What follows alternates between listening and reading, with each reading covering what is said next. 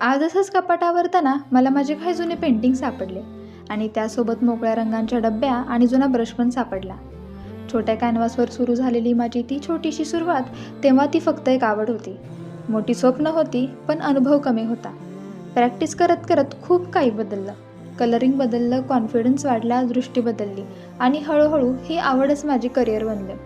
आज मी कलेच्या क्षेत्रात काम करत आहे आणि मागे वळून बघताना स्वतःचाच खूप अभिमान वाटतो. त्या दिवशी कळलं, स्वप्नांना वेळ लागतो, पण ते खरंच पूर्ण होतात बरं का. ज्या गोष्टीला लोक छंद म्हणायचे, आज तीच कला माझी ओळख बनली आहे. म्हणूनच सुरुवात कितीही छोटी असली तरी तिला कधी कमी समजू नका. कधी कधी वाटतं, जर त्यावेळेस मी ती सुरुवातच केली नसती तर आज इथपर्यंत पोचले असते का.